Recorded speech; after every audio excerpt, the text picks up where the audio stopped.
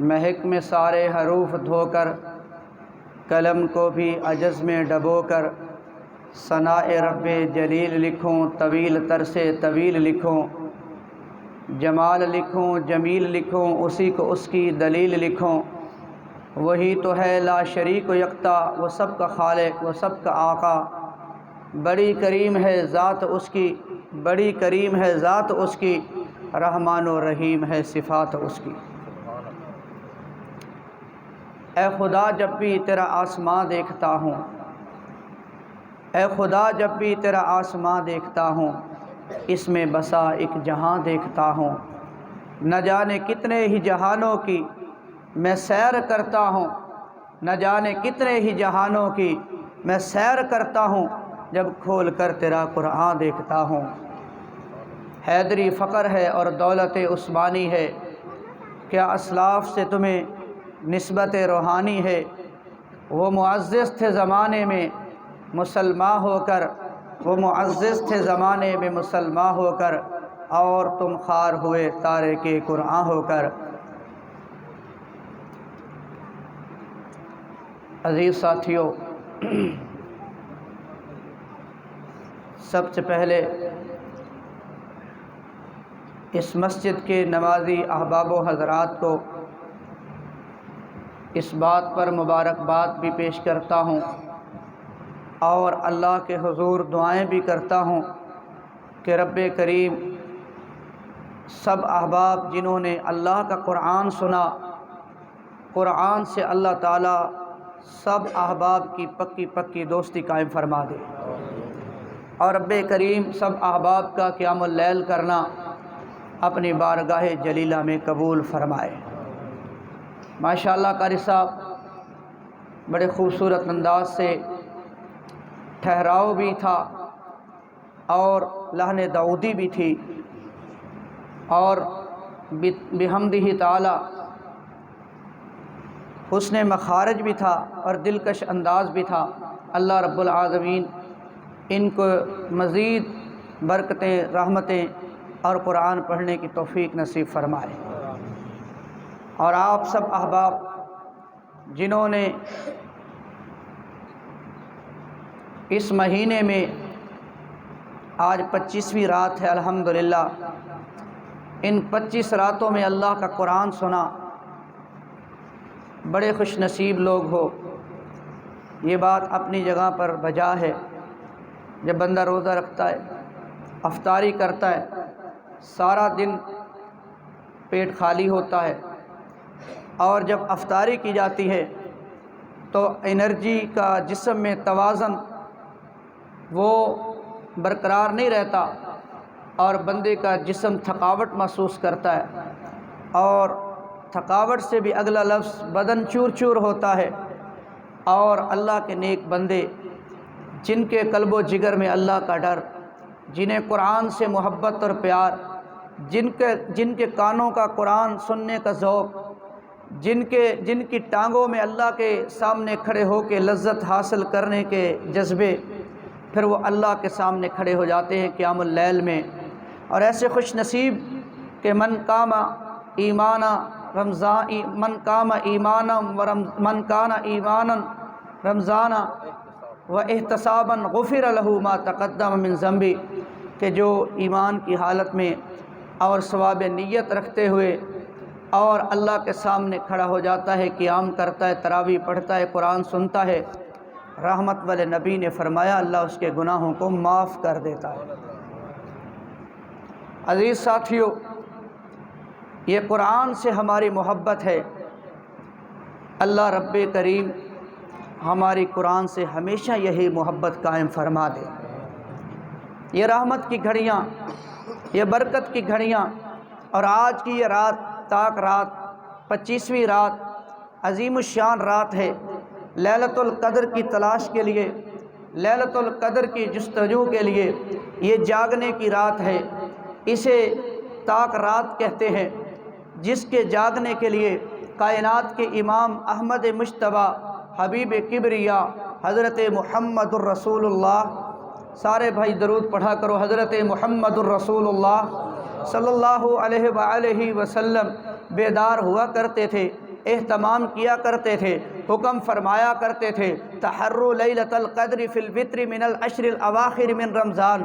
اماں جی فرماتی ہیں رضی اللہ تعالی عنہا، صحیح بخاری میں موجود ہے کہ رمضان کے آخری عشرے کی تاک راتوں میں لیلۃ القدر کو تلاش کیا کرو، بیدار ہوا کرو۔ رحمت والے نبی اعتکاف فرمایا کرتے تھے، اور ہر سال یوں رمضان کے مہینے میں 10 دن کا اعتکاف فرمایا کرتے تھے۔ پھر اللہ کے نبی کی زندگی کا جب آخری سال تھا تو اعتکاف 20 دن کا ہو گیا۔ لیلۃ القدر کے قیام کے لیے اللہ کے حبیب آمد مجتبیٰ صلی اللہ علیہ وسلم اس قدر جستجو فرمایا کرتے تھے کہ خود بیدار صرف نہیں ہوا کرتے تھے بلکہ اپنی ازواج مطہرات کو بھی اس کے لیے بیدار کیا کرتے تھے، اور اپنی زندگی کے بعد یہ فکر رکھا کرتے تھے کہ کون میرے بعد میری ازواج مطہرات کو ان لیلۃ القدر کی تلاش کے لیے ان تاک راتوں کے اہتمام کروایا کرے گا، بیدار کیا کرے گا۔ یہ وہ لیلۃ القدر کی راتیں ہیں،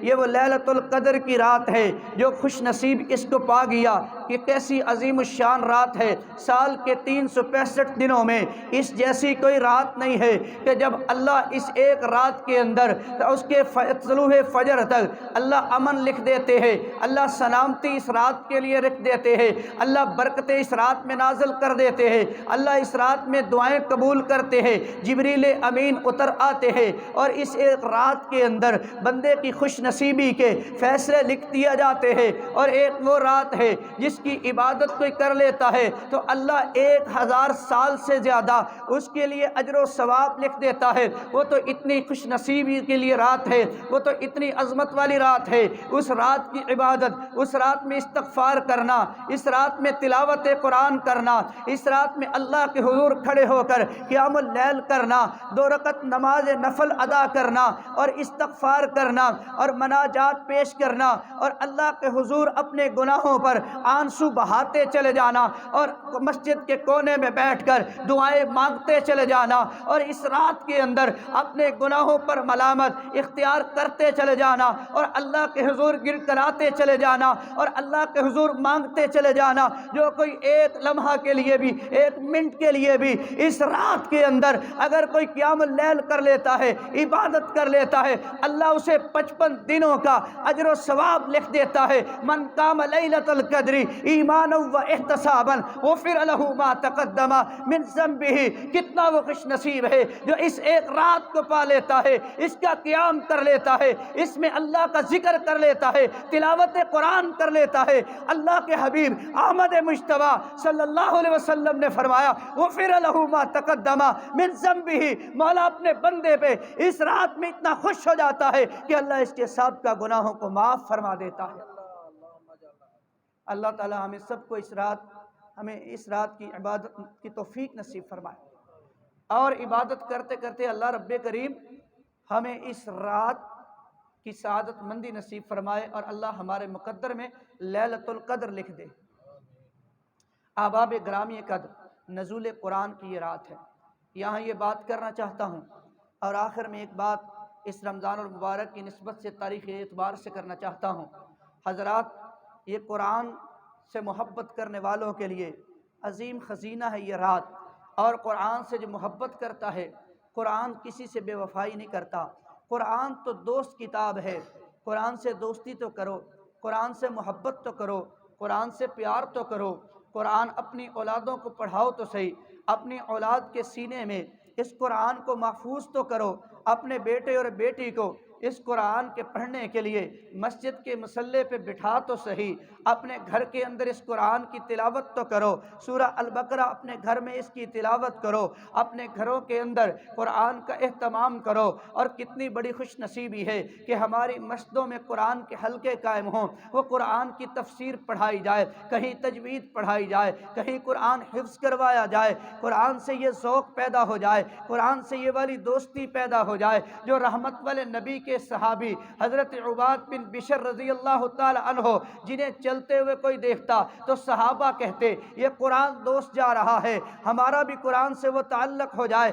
قرآن سے وہ دوستی ہو جائے، قرآن سے ایسی نسبت ہو جائے، قرآن سے ایسا پیار ہو جائے کہ ہمیں بھی لوگ قرآن دوست کہے۔ کہ اللہ کے رسول غزوہ ذات الرقاع سے واپسی پر تشریف لے جا رہے تھے، صحابہ بھی ساتھ تھے۔ اللہ کے حبیب علیہ السلام نے ایک پہاڑ کے دامن کے اندر رات کے پڑ جانے پر وہاں پڑاؤ کیا۔ جب رات پڑ جاتی ہے تو اللہ کے رسول علیہ السلام نے اپنے صحابہ سے کہا کہ آج کی رات اس پڑاؤ پہ پہرا کون دے گا؟ اللہ کے حبیب کے پیارا صحابی حضرت عباد بن بشر رضی اللہ تعالی عنہ اپنے مواخاتی بھائی حضرت عمار بن یاسر کے ساتھ کھڑے ہو جاتے ہیں۔ اے اللہ کے رسول صلی اللہ علیہ وسلم، ہم اس پڑاؤ پر پہرا دیں گے۔ حضرت عباد بن بشر جو پہلے پہرا دینے کے لیے اپنا وقت طے کرتے ہیں، کھڑے ہو جاتے ہیں اور 2 رکعت نماز شروع کر دیتے ہیں، سورہ الکہف کی تلاوت شروع کر دیتے ہیں۔ یہ دیکھیں قرآن سے کیسا تعلق تھا، قرآن سے کیسا لگاؤ تھا، قرآن سے کیسا پیار تھا، قرآن سے کیسا قلبی تعلق تھا، قرآن سے کس قدر ڈوبا ہوا تعلق تھا، قرآن سے کس قدر گہرا تعلق تھا، قرآن کے ساتھ قرآن کے سمندر میں تیرتے ہوئے قرآن کس طرح پڑھتے تھے کہ حضرت عباد بن بشر رضی اللہ تعالی عنہ سورہ الکہف کی تلاوت کر رہے تھے اور دشمن کی طرف سے ایک تیر آتا ہے، تیر سینے میں لگتا ہے، جسم سے نکالا، تیر پھینک دیا، تھوڑی دیر کے بعد پھر تیر آتا ہے، جسم سے نکالا، پھر پھینک دیا، تھوڑی دیر کے بعد پھر تیر آتا ہے، جسم سے نکالا، اسے پھینک دیا، خون سے فوارہ بہنے نکلا، اپنے ساتھی کو بیدار کیا۔ حضرت عمار بن یاسر رضی اللہ تعالی عنہ نے حضرت ان کی حالت دیکھی اور بول پڑے، آپ نے مجھے بیدار کیوں نہیں کیا؟ آپ کی یہ حالت ہو گئی، جسم سے خون بہ رہا ہے، آپ گر رہے ہو۔ حضرت عباد بن بشر رضی اللہ عنہ نے کہا اگر مجھے اللہ کے نبی کی طرف سے دی ہوئی ذمہ داری کی احساس فکر نہ ہوتا اور میں دشمن کی طرف سے جس قدر بھی تیر و تلوار مجھ پہ برستے رہتے، میرے جسم میں پیوست ہوتے رہتے، مجھے لگتے رہتے، میں گر پڑتا، میں اپنے جسم کی آخری سکت تک، میں اپنے جسم کے آخری سانس تک میں اللہ کے قرآن کو پڑھتا چلا جاتا، جب تک سورہ الکہف مکمل نہ کر پاتا میں یہی اللہ کے سامنے قرآن پڑھتے ہوئے کھڑا ہی رہ جاتا۔ قرآن سے یہ محبت تھی، قرآن سے یہ محبت، قرآن سے یہ محبت تھی، قرآن سے یہ محبت تھی عزیز دوستو۔ اور آئیے دیکھیے، وہ تو اصحاب پیغمبر وہ تھے کہ اگر قرآن کی چند آیات سن لیتے تھے ان کا دل بدل جاتا تھا، ان کی زندگی بدل جاتی تھی، ان کے حالات بدل جاتے تھے، ان کی کیفیات بدل جاتی تھی، وہ تو خاندان بدل جاتے تھے۔ ہم الحمد سے لے کر والناس تک پورا قرآن بھی سنتے ہیں مگر چھوٹی چھوٹی باتوں پر اپنی اصلاح کرنے کے لیے تیار نہیں ہوتے۔ یہاں یہ قابل غور بات ہے عزیز ساتھی، قرآن کے اثر کرنے میں کوئی فرق نہیں ہے۔ وَأَنزَلْنَا إِلَيْكَ الذِّكْرَ لِتُبَيِّنَ لِلنَّاسِ مَا نُزِّلَ إِلَيْهِمْ۔ قرآن تو اللہ پہاڑوں پہ نازل کر دیتا۔ عاد و سمود کے بارے میں اللہ نے جو قرآن میں بیان فرمایا ہے اور جو اللہ نے آخرت کے تذکرے کیے ہیں، اور قرآن میں اللہ نے جو قوموں کے عذاب کے، ہلاکت کے واقعات بیان فرمائے ہیں،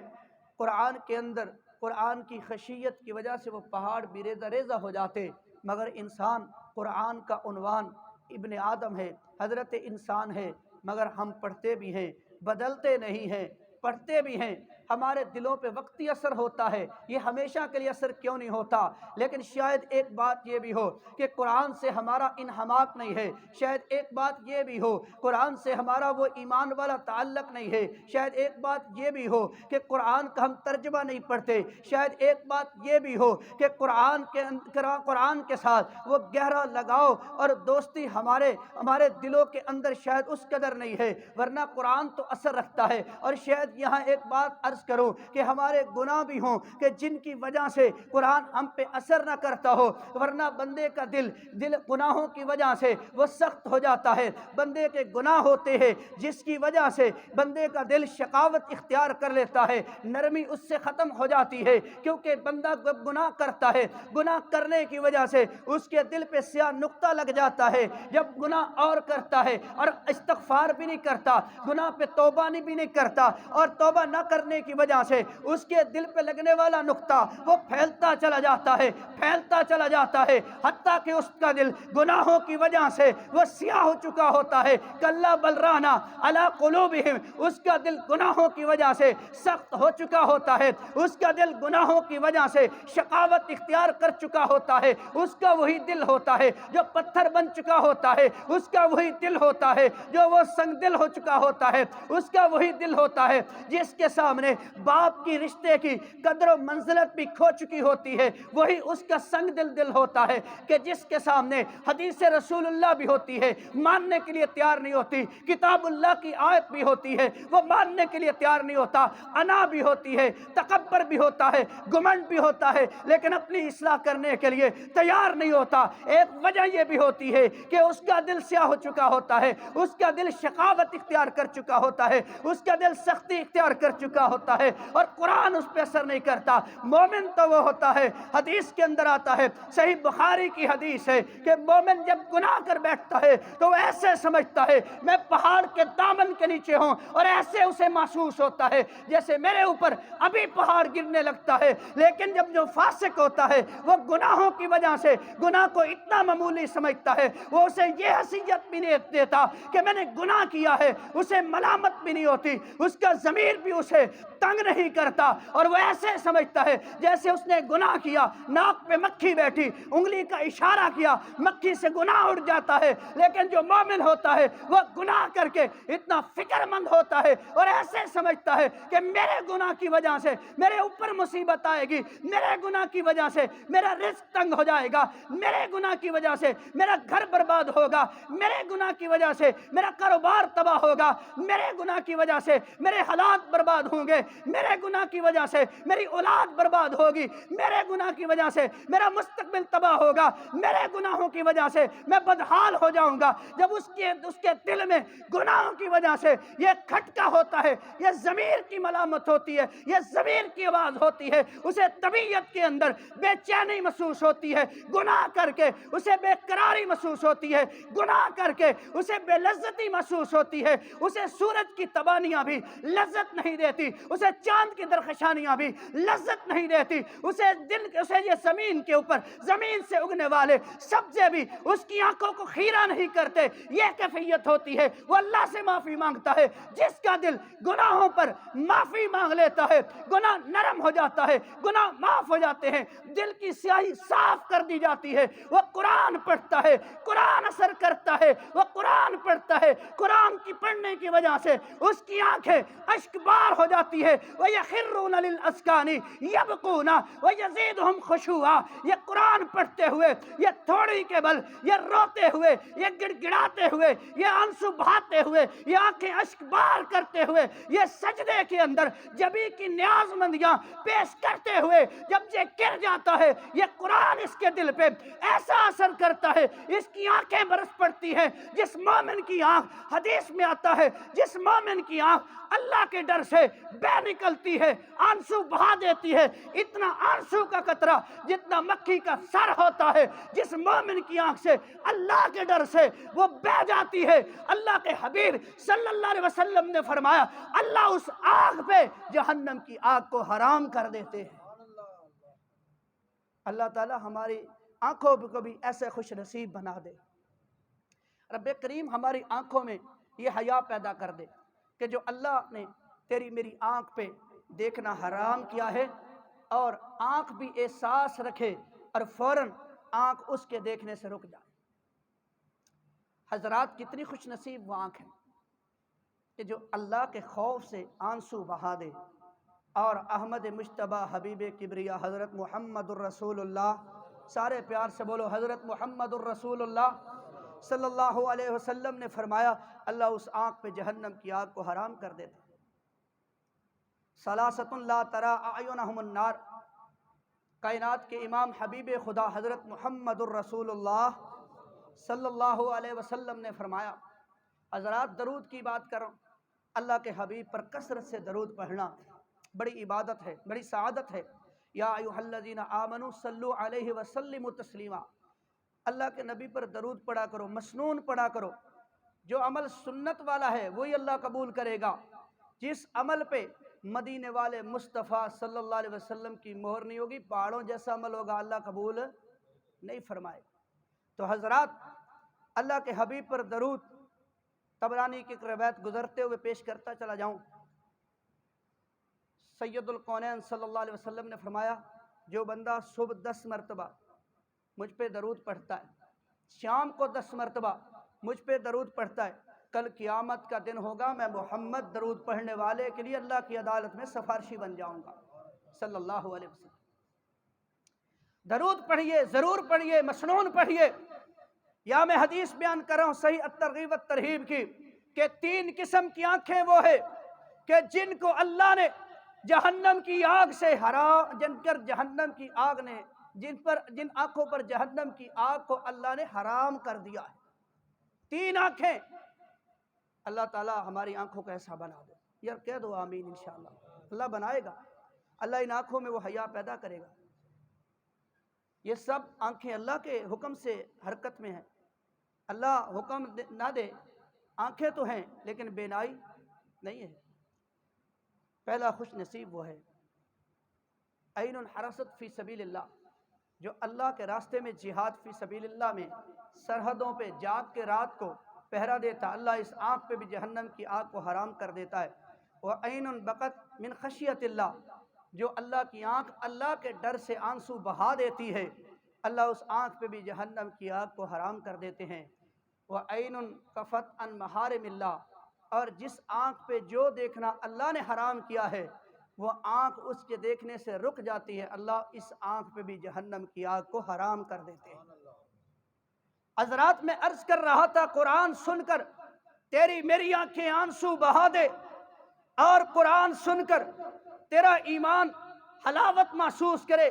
ताजगी महसूस करे, मजबूती महसूस करे, तेरा ईमान उसके अंदर इजाफा हो जाए और तेरा दिल करे कारी साहब कुरान पढ़ते रहे, मैं सुनता रहूं, का तो कुरान सुनता रहे, ना तेरी टांगे थके ना तेरा बदन थके, कुरान से ऐसा तेरा ताल्लुक बन जाए। इन्नमल मुमिनून अल्लज़ीना इज़ा ज़ुकिरल्लाहु वजिलत कुलूबुहुम व इज़ा तुलियत अलैहिम आयातुहु ज़ादतहुम ईमाना व अला रब्बिहिम यतवक्कलून। जब ईमान वाले कुरान सुनते हैं, कुरान पढ़ते हैं, कुरान कैसा असर करता है इनके दिलों पर, कुरान कैसा असर करता है इनकी जिंदगियों पर, कुरान कैसा असर करता है इनकी इबादत पर, कुरान कैसा असर करता है इनकी रियाजत पर, कुरान इनके कैसा असर करता है इनके क़यामुल लैल पर, कुरान कैसा असर करता है इनके दिल पर, कि जब ये कुरान पढ़ते हैं ईमान के अंदर इजाफा हो जाता है। जब ये कुरान पढ़ते हैं अल्लाह पर यकीन और तवक्कल भी इनका पुख्ता हो जाता है। और जो बंदा अल्लाह पर तवक्कल करता है, जिस तरह अल्लाह पे तवक्कल करने का हक है, जिस तरह परिंदे बगैर दुकान के, जिस तरह परिंदे बगैर जमीनों के, जिस तरह परिंदे बगैर बैंक बैलेंस के, जिस तरह परिंदे बगैर जॉब के ये रिस्क के लिए पेट भरकर घोंसले में वापस लौटते हैं, तवक्कल करने वाले को भी अल्लाह इसी तरह रिस्क अता फरमा देता है। हजरात कुरान की ये बरकतें जरा आप समेटे तो सही, कुरान का असर आप ले तो सही, कुरान कैसे आपकी ज़िंदगी बदलेगा, कुरान आपके दिल को कैसे नरम कर देगा, कुरान आप में किस तरह प्यार और मोहब्बत भर देगा। हज़रात कुरान की बात कर रहा हूँ, तो कुरान से वफ़ा कर, कुरान इस दुनिया में भी तेरे साथ वफ़ा करेगा। तो कुरान से मोहब्बत कर, कुरान कब्र में भी तुझसे